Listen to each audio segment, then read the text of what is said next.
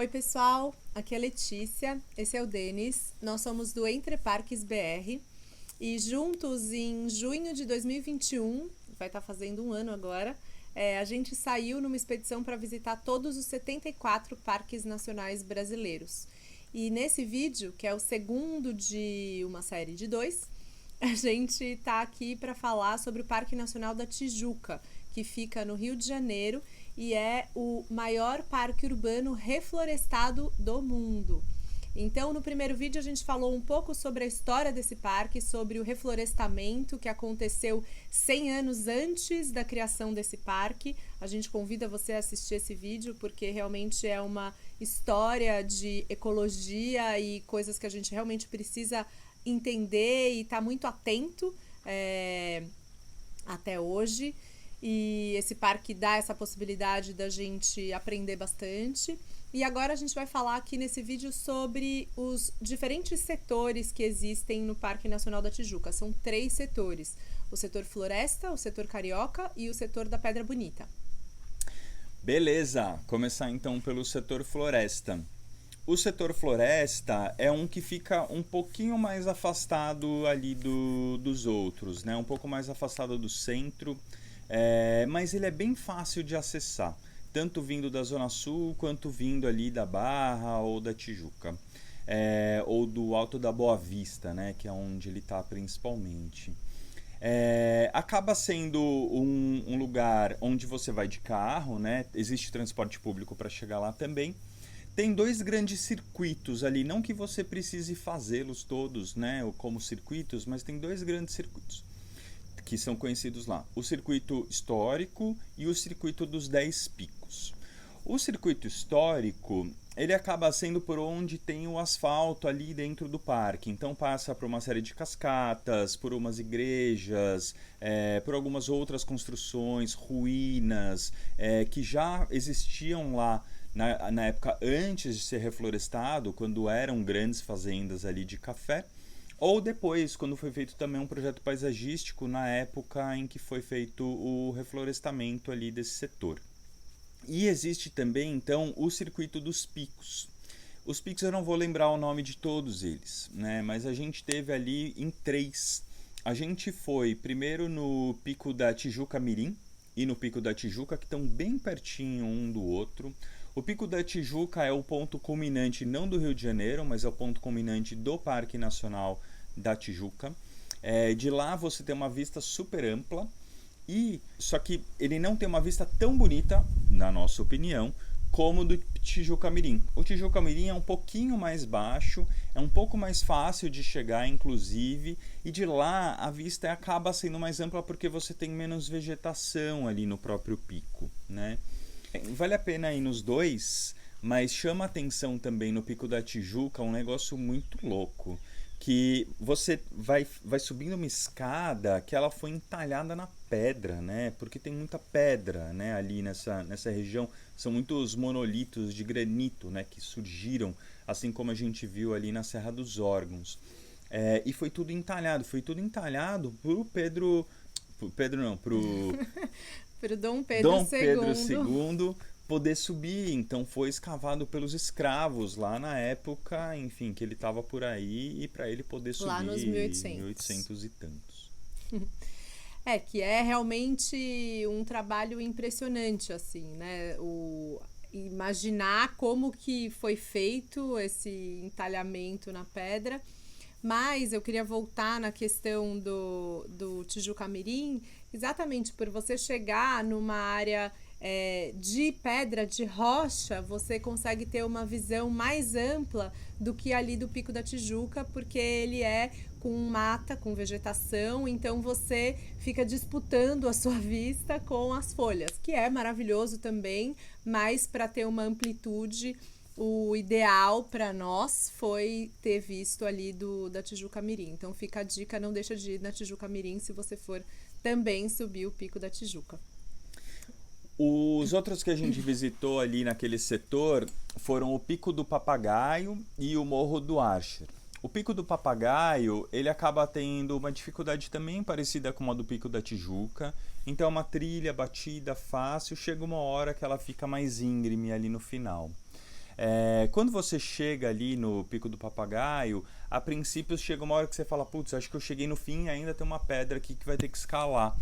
Mas se você der a volta, né, tanto pelo lado direito quanto pelo lado esquerdo, você vai ver que tem uma escadinha assim de pedra por onde dá para subir. São duas pedras, né? Então pelo menos nessa que é um pouquinho mais baixa, mas é quase a altura daquela que é o pico mesmo. Essa que é o pico mesmo tem uma corda ali e tem alguns ganchos. A gente não sobe corda que fica largada no tempo. Isso pode ser muito perigoso, porque a gente não sabe quando essa corda foi colocada, por quem, que nó que tem ali, se choveu, se fez sol, se teve areia, se ela já foi, enfim.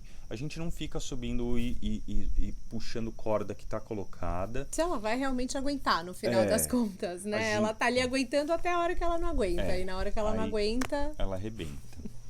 E a gente não tem esse conhecimento de escalada, então quando a gente vai fazer alguma coisa com corda, a gente contrata alguém. A gente acha que isso é importante, a gente ter essa segurança e a gente também valorizar o trabalho de uma pessoa que sabe fazer isso. A gente não se mete a besta para poder chegar lá em cima e falar, cheguei e não sei como é que volta, né? A vista de lá é muito bonita também. Ela dá uma vista, né? Se o Tijuca e o Tijuca Mirim, eles olham um pouco mais ali para a parte do centro, dá para ver o Maracanã, dá para ver o Cristo Redentor. Aqui você olha um outro espectro, né? Você olha do Pico do Papagaio, você olha mais a Barra, você olha mais Jacarepaguá, você vê também a Pedra Bonita e a Pedra da Gávea e também consegue ver ao fundo o Cristo. Então acaba sendo uma visão um pouco diferente, mas sempre essa mistureba, né, da cidade com as montanhas, com a mata no meio. E um último que a gente visitou nesse setor foi o Morro do Archer. A gente foi ali porque a gente estava procurando, na verdade, o Jequitibá me lembra? Do Ferrer, que tirou uma foto lá nos 1800 também, só que aí a gente não conseguiu achar essa trilha do Jequitibá, ficou procurando e tal. Depois a gente foi descobrir, lendo melhor, que o Jequitibá caiu no ano passado, então ele já não está mais lá, por isso inclusive que a gente não achou aonde que ele ficava, e a gente foi no Morro do Archer. De lá tem uma vista também entre as plantas, né? Como você falou, a gente até parou ali para almoçar, mas é uma homenagem bem bacana àquele que foi um dos precursores do reflorestamento dessa área toda aqui, da Floresta da Tijuca. Que foi exatamente o responsável por reflorestar o setor floresta. O setor floresta. Né? O Archer. E ali, quase numa moldura, você vê o Pico da Tijuca da parte de trás, de um ângulo bem especial do Morro do Archer, né? Do Pico do Archer. Então, e a Serra dos Órgãos, né? Sim, e dá para ver a Serra dos Órgãos. Aliás, isso é uma coisa interessantíssima, porque a gente, quando estava lá na Serra dos Órgãos, via os picos que estavam na cidade do Rio de Janeiro e, logicamente, a gente agora nos picos do Parque Nacional da Tijuca, a gente avista os lugares onde a gente tinha ido ali na Serra dos Órgãos. É uma formação que se conversa, né? Esses grandes monolitos que permitem, inclusive, que seja o paraíso dos escaladores, né? Rochas muito antigas e que tem esses formatos exuberantes, né? É muito interessante mesmo. Bom, e esse foi o setor floresta. Eu acho que tem uma questão interessante, que é um setor que, para mim, trouxe uma sensação de estar mais isolado, né? O maior deles, Sim. Né? Ele tem uma área muito bem preservada e ele não fica tão próximo da cidade, né, parece. Então, assim, você tem uma sensação maior de estar mais resguardado, de estar entrando num lugar diferente, de estar entrando em um lugar muito, muito bem preservado, quase um santuário mesmo, né? As árvores estão ali enormes. Então, assim, te dá a possibilidade de desconectar de uma maneira mais intensa do ritmo da cidade. Isso eu tô falando a 1 hora de carro quase em qualquer lugar do Rio de Janeiro. Você chega ali no setor floresta e tem essa possibilidade de fazer essa imersão no mundo natural, que é uma delícia. Bom, e a gente foi também no setor Serra da Carioca, que é onde fica o Corcovado, que tem a grande atração do parque para muitas pessoas. Para nós não foi a grande atração do parque, mas é lá que fica o Cristo Redentor. A Lê tá indo no Cristo por primeira vez e tá indo a pé. Quer falar das suas expectativas com relação ao Cristo Redentor? As minhas expectativas são de aproveitar o máximo possível a trilha, porque já deu pra ver que vai estar meio cheio lá em cima no Cristo. Então, o que importa é o caminho, vamos aproveitar o caminho. Mas você acha que você vai tirar uma foto de braços abertos ou não? Eu acho que não. Não? Vamos ver. Eu acho que não. Vamos ver lá se... Peraí, deixa eu virar. Vamos ver lá se ela vai mudar de ideia com o calor do momento, as pessoas tirando sua foto de Cristo. Que é, né, onde tem o maior número de visitantes do Parque Nacional da Tijuca concentrados ali no Cristo.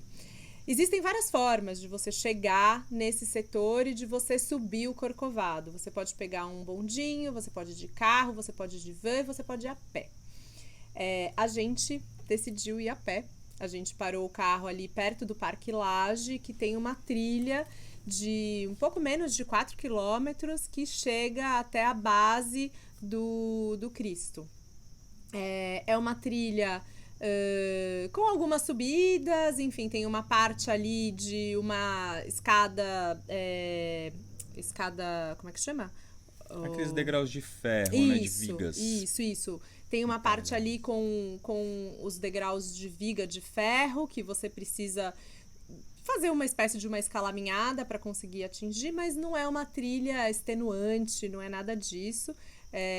Vale muito a pena, porque a sensação realmente de você sair ali do Parque Lage para chegar até o topo do Corcovado é super interessante.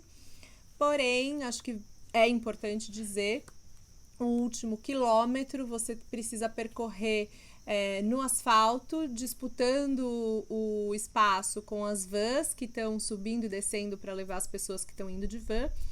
Não tem uma calçada muito ampla, então essa sensação que você tem de estar ali no meio da floresta e que você está imaginando que você vai chegar ali no Cristo para ver a vista da cidade é interrompida, é barrada por esse último quilômetro de asfalto, infelizmente. Bom, para complementar a minha opinião aqui na trilha onde vão passando essas vans, a maioria das pessoas vem de van ou de trem, e eu acho assim, a nível de parque nacional, o Corcovado deixa muito a desejar, né? Porque você vem, tem uma vista bonita e tudo mais. Mas é um monumento, né? Todo mundo quer conhecer, quer visitar, quer estar perto, quer tirar aquela foto. De certa forma, movimenta as pessoas e tudo mais. A minha visão eu acho uma perda de oportunidade vir aqui e vir só no Corcovado. Eu acho que tem que ter bastante mais divulgação para ter uma educação ambiental. Explicar para as pessoas que ela está no Parque Nacional não é claro, né? E com isso talvez aguçar um pouco mais, assim, né? Eu seria menos direto que a lei que ela fala não venha, mas eu diria assim, vem, mas pô, saiba que tem bem mais coisa para ver, né? E daqui tem uma vista bonita para saber o que mais tem. É uma bela de uma oportunidade para botar um passo no parque e depois botar o corpo inteiro. Sai aqui que a van vai passar. É isso. E lá em cima você tem uma vista maravilhosa da cidade, um outro ângulo realmente que acaba quase passando despercebido, né, da maioria das pessoas que tá ali olhando, tentando fazer caber na foto a estátua do Cristo, que quando você tá lá em cima é muito difícil de fazer ela caber, porque é muito grande. E para nós o ponto culminante, principal, imperdível desse setor é passar no Centro de Visitantes Paineiras, que fica um pouquinho abaixo ali do Cristo, que é onde tem uma exposição permanente que conta a história do reflorestamento do Parque Nacional da Tijuca. É uma exposição super bacana, que começa falando: olha, você sabia que o Cristo está dentro do Parque Nacional da Tijuca? Porque, de fato, é um dado que a maioria das pessoas não sabe quando elas vão visitar o Cristo, mas que é fundamental, e que vai contar, assim, ano a ano, o que foi todo esse processo do reflorestamento, que vai falar sobre a enorme biodiversidade que existe na Mata Atlântica, que é uma das florestas mais biodiversas do mundo. Tem uma exposição de fotos maravilhosas de todos os animais e plantas que foram tiradas ali. Tem uma parte interativa para levar com crianças. A exposição te faz refletir sobre algumas diferenças de tamanho, falando da idade do maimbaúba e com qual tamanho que ela fica, se ela é grande, se ela é pequena em relação ao seu próprio tamanho, enfim. É uma exposição que te convida a interagir, que te faz refletir e que, no nosso ponto de vista, deveria ser parada obrigatória para todos os visitantes ali do Corcovado e do Cristo. Bom, nesse setor também fica o Parque Lage. O Parque Lage, ele foi anexado ao Parque Nacional há menos tempo, ali no começo dos anos 2000. É uma propriedade que também passou por um reflorestamento, passou por um paisagismo, era de propriedade de uma família que tinha uma dívida e essa dívida foi paga com essa propriedade sendo anexada ao parque. Ali funciona a Escola de Belas Artes, e por isso então tem um prédio, que é um prédio icônico, é um palacete, né, que o pessoal chama. É um prédio muito bonito, antigo, não tão antigo quanto o dos 1800, mas antigo. Esse parque é muito gostoso de caminhar, tem também umas árvores enormes ali, mas ele tem uma coisa muito ruim e uma coisa muito boa, né?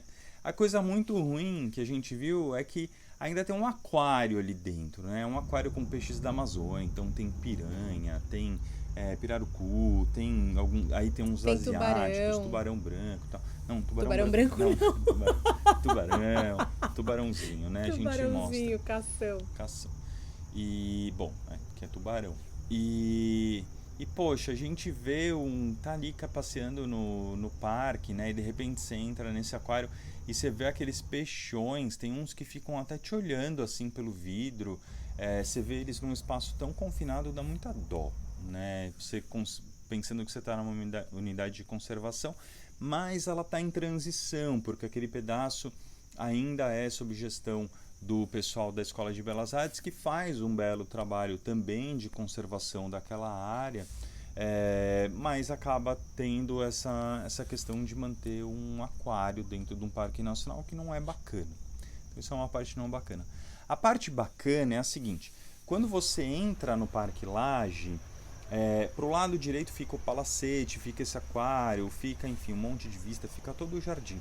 Do lado esquerdo tem um centro de visitantes. E ali a gente foi colher algumas informações e tem muita informação bacana. A gente estava lá num dia em que estava o Plínio, que é uma pessoa super bacana, que é um super conhecedor do parque, ele já trabalhou em várias partes, vários setores do Parque Nacional. E pô, ele contou da história pra gente, ele mostrou foto, como é que era isso, como é que era aquilo. Enfim, é muito bacana de visitar para você se inserir no parque, né? Então saber, né? Não só a gente fala isso, não é assim, você tem que passar porque tem que ter uma aula. Não é para ter uma aula, mas é tão bacana de você saber para que aquilo existe, por que aquilo serve. E tá tão bem montado, né? Uma exposição simples, pequenininha. Tem alguns vídeos ali, mas o principal é que tem gente para te contar a história. Então trocar uma ideia, né? Gente que é conhecedora, que tá afim mesmo de passar esse conhecimento, que é um grande valor que a gente vê nos parques nacionais. E além disso, a gente foi também na Vista Chinesa, que fica nesse setor, que é um grande ícone também. Você chega de carro, é muito tranquilo, você tem uma vista muito privilegiada ali da Lagoa Rodrigo de Freitas, de Ipanema, do Leblon, enfim, toda essa paisagem característica do Rio. E é um lugar gostoso para você ir almoçar, para você ir ficar ali apreciando mesmo, né? A gente acabou indo mais de uma vez porque era muito fácil o acesso e a gente escolheu ir de um lugar para o outro passando por lá. Durante a semana você pode ir com carro, aliás, no final de semana é bloqueado, você só pode ir a pé ou de bicicleta, enfim, fazendo exercício, mas durante a semana é liberado para ir de carro. Você falou, é gostoso de almoçar, mas assim, leve só para comida, não tem restaurante, não tem lanchonete, não tem nada. Tem um casal, quando a gente foi ali, que tava vendendo umas barrinhas, umas frutas secas e tudo mais. Acho que tinha uma água e tal, mas não tem nada. Então carregue sua comida. É gostoso de ir, sim. Leve sua marmita, seu sanduíche. É verdade, eu esqueço. A gente geralmente leva a nossa marmita, então o almoço fica por nossa parte. E por último, a gente foi ali na Cachoeira dos Primatas, acompanhado por uma parte da minha família e por um amigo e o seu filho, que fizeram questão de nos levar ali para conhecer essa região. Era uma cachoeira que tem uma relação importante deles, né, no histórico da família mesmo, de frequentar desde sempre com os filhos.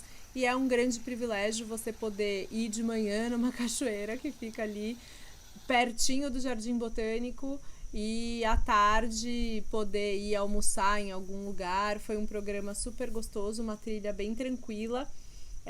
A gente foi bem cedinho, foi uma sugestão do Felipe que foi ótima, porque de fato a trilha fica bem mais vazia. É possível você aproveitar a cachoeira antes do pessoal que de repente chega com uma caixinha de som, que vai fazer um churrasco na cachoeira. Ali não tem controle de acesso. Ali não tem controle de acesso. Então acontece. Exato, então esse tipo de coisa fica suscetível a acontecer. E mas se você vai cedo, você consegue curtir ali a cachoeira no meio da cidade do Rio e voltar a tempo de curtir até uma praia depois à tarde. Bom, e por último, o setor da Pedra Bonita e da Pedra da Gávea, a gente visitou ele 2 vezes, então as pedras elas estão no mesmo setor, mas elas são separadas, né? Na Pedra Bonita é da onde o pessoal faz o voo livre de asa delta e de paraglider. Tem 2 pedras ali, na verdade, né? Tem a Pedra Bonita propriamente dita e tem a rampa de decolagem. Então, para você chegar na Pedra Bonita, você faz uma trilha de uma meia hora, né? A partir do estacionamento ali em cima. É concorrido ali, tem pouco lugar para estacionar, então assim, é bom em horários alternativos, né? Até ali. E de lá você tem uma vista super ampla, é super bonito, super gostoso. A trilha é na sombra, não é difícil, né? Você fica atrás da Pedra da Gávea, você tem, enfim, uma vista quase 360 ali do lugar. Então, vale a pena ir. Tem gente que dá a dica de ir no pôr do sol. A gente acabou não indo no pôr do sol. Aí, para trazer um pouco dos pontos, caminhando nas trilhas do Rio de Janeiro, tem sempre a discussão sobre a questão de segurança. A gente não sabe, a gente não é de lá.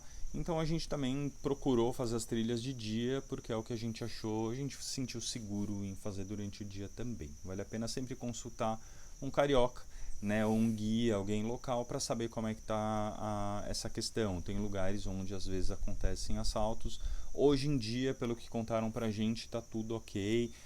Tem trechos com policiais circulando, né? Tem bastante gente circulando, que já traz uma sensação de segurança também.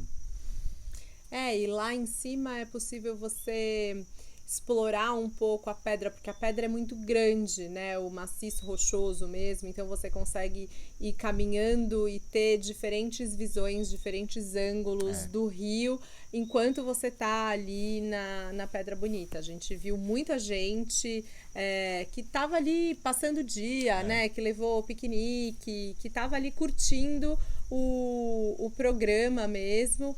E é um programa delicioso, sem dúvida. E por último tem a Pedra da Gávea. A Pedra da Gávea é uma que parece sei lá, um quadradão assim, né, para cima. Dá para ver de grande parte do Rio de Janeiro, é uma pedra linda, imponente. É chamado de o maior monolito à beira d'água do mundo, que é muito louco essas coisas, né? O maior, não sei o quê, à beira, vírgula, à beira d'água, mas enfim, tem o seu valor. Imponente. É imponentíssimo, né? A Lê acabou não indo, ela não estava se sentindo muito bem, então eu fui fazer essa trilha sozinho aspas, porque eu fui com guia, porque eu não sou louco de fazer escalada sozinho. Eu não tenho conhecimento, não tenho equipamento para fazer isso, a gente não tem, né? Então eu contratei uma pessoa para vir junto para dar essa segurança. A trilha em si, ela é muito fácil, bem batida, bem bonita também, e apesar de ter muito, muito lixo jogado no chão, papel higiênico, plástico, assim, impressionante, tem muita cueca, muita meia que provavelmente foi usado como papel higiênico na hora do desespero, né? E as pessoas, enfim, até lembram algumas de levar o papel higiênico até lá, mas esquecem de levar embora. Minha teoria, né, a favor dessas pessoas é que elas acreditam que o papel higiênico é biodegradável, então que é só jogar que ele vai sumir. Sim, ele vai sumir, mas vai levar um bom tempo, né? Então, se você não quer subir na trilha e ver papel higiênico, não joga o teu, né? Leva embora, né? Não custa nada levar sempre um saquinho a mais ou ter algum lugar para levar, ou põe no bolso, Isso é o jeito melhor do que poluir o meio ambiente. Aquilo lá vai descer com a chuva, enfim, nojento. Mas tirando isso, você sobe, é muito fácil, até que você chega num lugar que chama Carrasqueira. Então, que parece o lugar ali do carrasco mesmo, né? E eu entendi que esse é um termo que acaba sendo bem utilizado ali. Tem uma placa sobre perigo de vida, bem clara. Pessoas morrem ali nessa subida, né? Ela parece muito fácil. Você olha para elas e fala, mas tem ranhura aqui, é só ir, né? Putz, talvez você até consiga ir, mas e como é que você volta? Porque ir é uma coisa, você vai pisando e tal. Na volta, você se segura muito com a mão até você achar o pé. Nisso, muita gente cai e morre. Porque são 30 metros, São 30 né? metros. São 30 metros. Então, eu tenho medo de altura. Além de não fazer isso pelo meu medo de altura sozinho, né, de ter o fator psicológico, eu também não faria porque é realmente bastante íngreme. E você vê pessoas se arriscando lá, o que é bem duro também, né? O próprio guia conta de muitas histórias e tem muita gente que a gente viu tentando subir até... e o que eu faço agora? Eu perguntava pro guia, o guia, bom, você tem corda? Não tenho corda. Então, cara, ou você desce ou não vai. Mas como é que eu desço? Cara, se você subiu até aí, tu vai ter que descer, né? O guia, claro, ajudaria num caso desse, mas você não pode contar com que vai ter alguém para te resgatar no meio de uma pedra, né? Que você não consegue tirar a mão para ligar no telefone ou chamar alguém, e mesmo que fosse isso, poderia colocar alguém em risco. Mas enfim, é um belo de um desafio, porque então não é difícil quando você está com corda e você tem um apoio de uma pessoa conhecedora, né? Não é difícil, é gostoso, é um desafio gostoso de se fazer. Você sobe ali e aí você tem uma bela de uma vista da cidade que eu não vi, porque estava tudo tampado. Chegou uma hora que abriu um pouco o pico da Tijuca, ficamos em cima das nuvens, mas ainda faltava o que eles chamam de cabeça do imperador, que é mais uma parte em cima. E essa você não escala, você vai fazendo uma trilha, faltam uns 20 minutos, faz essa trilha até que você chega nesse platôzão. No que a gente chegou nesse platôzão, tava tudo fechado, né? A gente chegou a ficar ali uma hora e pouco esperando para ver se abria. De vez em quando batia um vento mais forte, a gente falava, bom, agora vai, mas não foi. a gente foi acompanhando depois a Lady Murphy, então até o fim da descida a gente viu que não tinha aberto lá em cima, mas aí eu deixei o Rafa, que é o guia, e eu segui, né, de volta para encontrar a Lê, e aí no caminho ele abriu, né? Mas tudo bem, porque aí já era tipo 4h30, 5 da tarde, já estava ficando escuro. Então aí eu já não estaria lá em cima de qualquer forma. Eu acho que foi o Uruca. Foi o Uruca da Lê para que a gente tenha que voltar. Vai valer a pena a gente voltar. Mentira, torci pra caramba por você. Mas foi um bom desafio. Foi bem gostoso de fazer. Enfim, acho que existem formas e formas de lidar com o medo, né? O medo de altura, sobretudo, que eu tenho, a Lê não tem. Eu não me arrisco, mas eu aproveito desses momentos em que eu vejo que eu tenho segurança para poder sentir o medo com segurança, e isso pelo menos poder fazer esse tipo de coisa e testar, será que esse sapato funciona, será que desse jeito eu consigo subir, fazendo força com a mão e tal, porque se eu cair ali vai ser uma questão de centímetros, vai ter alguém me segurando, vai ser uma escorregada, eu vou no máximo dar uma batida na mão e vai dar tudo certo. Não vou quebrar a cabeça, não vou morrer, não vou quebrar os dentes, né? Porque esse é um erro muito constante, né? Que a gente vê muita gente que sobe e não consegue descer, né? Porque subir, você não tá de frente pro precipício, às vezes a maioria das vezes é muito mais fácil em termos de você vai escalando, você vai encontrando aonde colocar o pé, onde encontrar a mão, só que na hora de descer, quando você de fato se depara até onde você tinha parado, vem a questão psicológica muito mais forte e é onde a maior parte dos acidentes acontecem, né? São nas descidas ou quando as pessoas estão até mais relaxadas. Já imaginando que está acabando, enfim, mas eu não estou falando exatamente disso, eu estou dizendo é muito difícil você entender numa escalada que você, enquanto você vai ali subindo, seu corpo vai ter que fazer movimentos parecidos. Você precisa lembrar onde você colocou o pé, onde você colocou a mão, para você ter exatamente o mesmo respaldo para conseguir descer. E não é sempre que você consegue ter essa percepção, que se você não tem essa percepção, você lembra, né? Então, assim, são inúmeras histórias de pessoas que subiram montanhas e que não conseguiram descer as montanhas. Fora que pode chover, né? Pode ter uma ventania, pode escurecer. Pode ficar sem a visão, pode acontecer de uma neblina, de né? Como foi. Não vale a pena, né? E até eu discuti isso bastante com o guia, com o Rafa, enquanto a gente estava subindo. Nos Estados Unidos tem alguns lugares, alguns parques onde você vai e que tem uma placa enorme, assim, que parece que está atrapalhando aquela vista, mas aí você se força a ler aquela placa e fala assim: no verão passado morreram 7 pessoas aqui tirando uma selfie. Isso é muito impactante, né? É muito mais impactante do que falar assim, não se aproxime, perigo de vida, né? Aqui no Brasil a gente acaba sendo ainda muito conservador com esse tipo de mensagem. Então tem ali sim, nesse lugar, na Carrasqueira, tem essa placa. Para mim ela me deixou com receio, jamais, só olhando eu não faria sozinho, mas lendo ainda mais.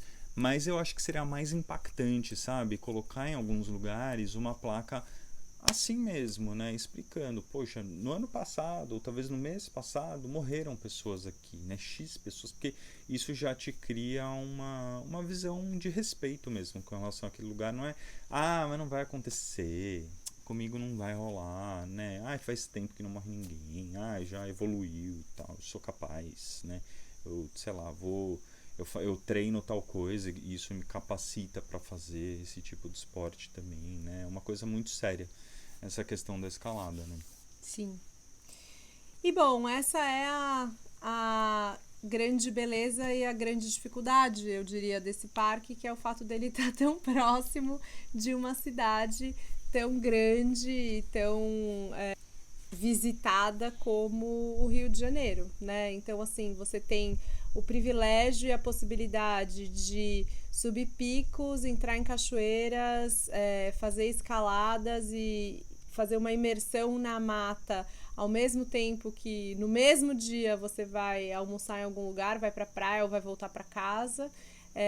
Mas isso também abre espaço para que as trilhas estejam extremamente poluídas, que pessoas que não têm um preparo ou que não contratam pessoas que tenham preparo possam acompanhar e que acidentes aconteçam, ou que tenham algumas situações de segurança pública mesmo em algumas trilhas.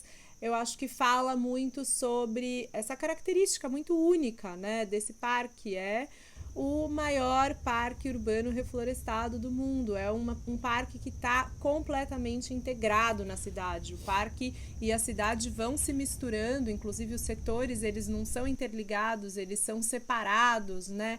Porque a cidade vai passando mesmo pelo meio um do outro, e você vê o parque e a cidade de diferentes ângulos, eles vão formando uma combinação muito única e uma combinação muito interessante, né? De você ver o mundo natural, assim, de uma forma bastante icônica, bastante densa, junto com a densidade demográfica do Rio de Janeiro.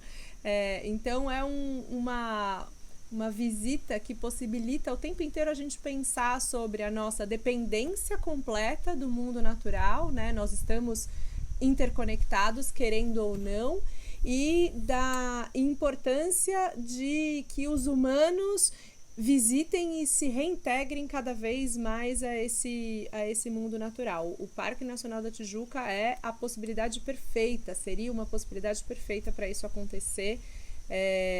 A gente gostaria que mais pessoas visitassem não só o Cristo Redentor, mas todos os outros pontos que esse parque tem para oferecer, né? Falou bonito. Não vou falar mais nada. Obrigado. Obrigada. Até a próxima. Se vocês quiserem acompanhar os nossos outros vídeos, como a gente falou, esse daqui é o 25º parque que a gente está visitando. Já foram 24 outros. A gente convida vocês a entrar nas nossas redes. A gente tem um site onde a gente fala com muito mais detalhes sobre todas as nossas visitas e o que a gente fez, o que a gente achou, quais são as interconexões que a gente foi criando entre uma unidade de conservação e outra.